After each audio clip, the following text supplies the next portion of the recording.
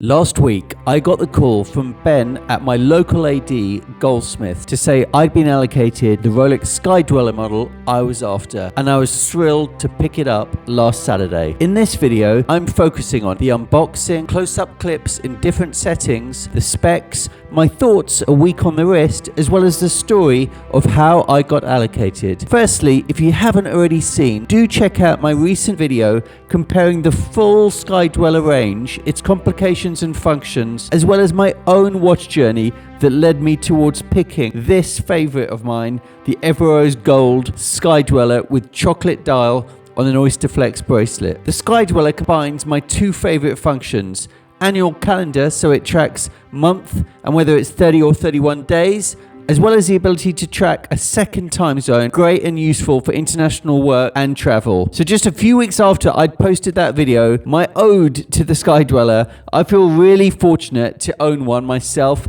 and I absolutely love it. If you're wondering, this is also by far the most I have ever spent on a watch. Honestly, I took a big gulp and some adjustment to get my head around that. But the reality is, I've grown an increasing appreciation for precious metal watches. There are watches that you can consider and you can appreciate, and there are watches you can like a lot and debate pulling the trigger on. But when I'm spending this much, I want to be sure and understand, is it a watch I truly love, that resonates with me personally, makes me feel something?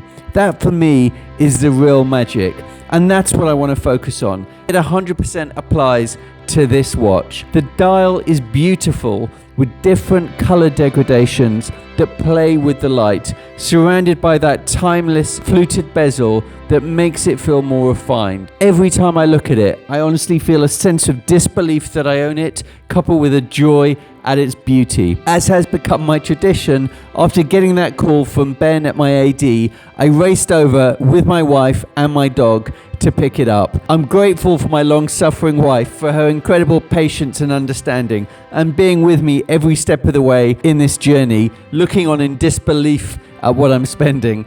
And also my dog is almost equally excited by the treats he gets given when we go to Goldsmiths as I am with my new watch. So I'll leave you first with some clips to a soundtrack I've made, and then stay tuned as straight off I'll share my thoughts, how it is on the wrist, getting the right Oysterflex bracelet size, and also how I got allocated.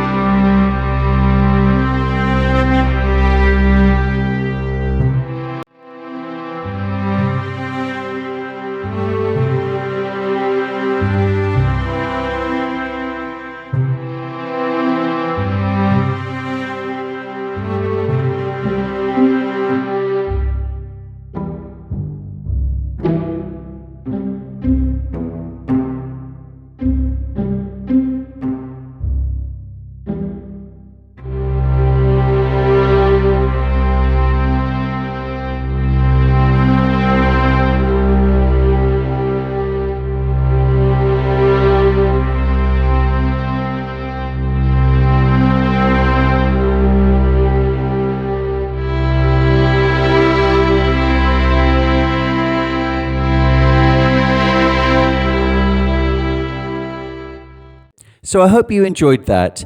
I'm going to give a brief summary now of the specs, share my thoughts, how it feels on the wrist, knowing how to get the right Oysterflex bracelet sizing, and lastly, explain how I got allocated. Firstly, in looking at precious metal watches, the key for me was striking that fine balance between luxe rather than gaudy or bling, and that's very much down to personal taste. For me, I see luxe as more akin to, say, a racing green Aston Martin, bling more akin to a fluorescent green Lamborghini. And that's not to say I don't appreciate and wouldn't enjoy driving both of those, but it's just that balance between decadent, luxurious, but not overtly attention-seeking. But that's personal taste, not judgment. And I get it if you want to make a statement. For me, with precious metal, I like and am most comfortable either with a two-tone, yellow or Everose gold paired with an Oysterflex bracelet, or a full white gold case and bracelet for that stealth wealth option. Now I have two tones in my Datejust and Daytona featured in other videos, and here I preferred two-tone with yellow gold. I just feel it has more of that classic vintage appeal that complements the aesthetic and heritage of the Datejust and the Daytona. But full yellow gold on both case and bracelet, I'm not sure where I'd feel comfortable wearing it. Rolex's Everose gold, featured on my Sky-Dweller in this video, is Rolex's proprietary 18 karat blend of gold, copper and platinum. Really, it's pink gold, with the copper giving it its hue and the platinum preserving its color over time. I think Everose gold pairs particularly well combined with brown and olive shades, like on a GMT root beer or the Day-Date Eisenkiesel or the olive green dial on the Day-Date. I love it, but it's down to personal taste and also your skin tone. On the Sky-Dweller, I feel the Everose gold with the chocolate dial brings it a real warmth that softens and balances what would otherwise be a very masculine watch. But this combination with the dressy design of the Sky-Dweller with its fluted bezel also retains that balance between modern with vintage vibes. Rolex have their own foundry and are very generous with the amount of gold they use in their watches, and you can really feel that by the weight. Now in terms of specs, the Sky-Dweller is a particularly hefty watch. 42mm diameter case, 14mm thick, 50mm lug to lug. Now for comparison, that's 1mm thicker and 3mm longer lug to lug than a 41mm Submariner.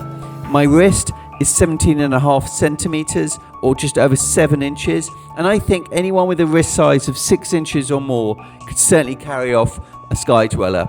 In terms of weight, this Everose gold Oysterflex version tips the scale at a relatively heavy weight, 195 grams. Now for context, this Sky-Dweller with the Oysterflex is comparable in weight to a full gold Daytona with a full gold bracelet, and that's just based on the added thickness and length of the watch. And in fact, a full gold Sky-Dweller including bracelet is around about 250 grams, so is comparable to the weight of a platinum Day-Date.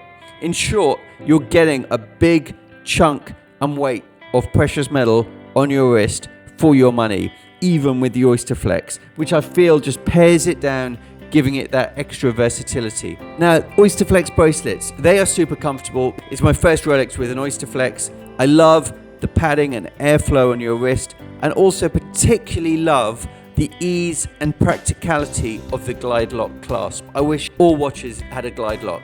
Quick adjustments, 2.5mm increments over a 1 centimeter range.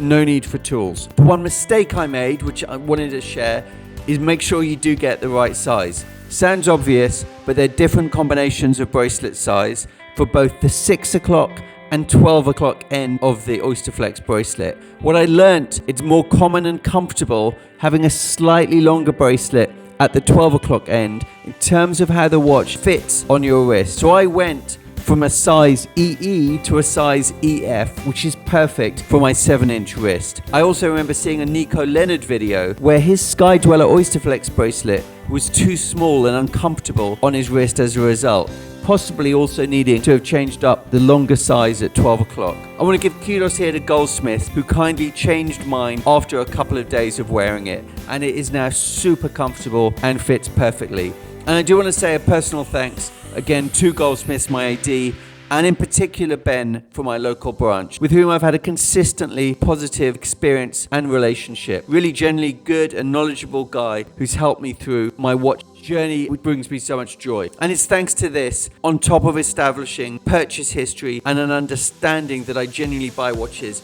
because I enjoy wearing them, not to flip them, that I think Rolexes and my experiences, they are genuinely obtainable at retail. So I really hope you enjoyed this video. I'd love to read your comments on the Sky-Dweller, which is your favorite model. If you did like this video, really appreciate if you can click like and subscribe, and also click notify for when new content drops. Thank you for watching Not Enough Time.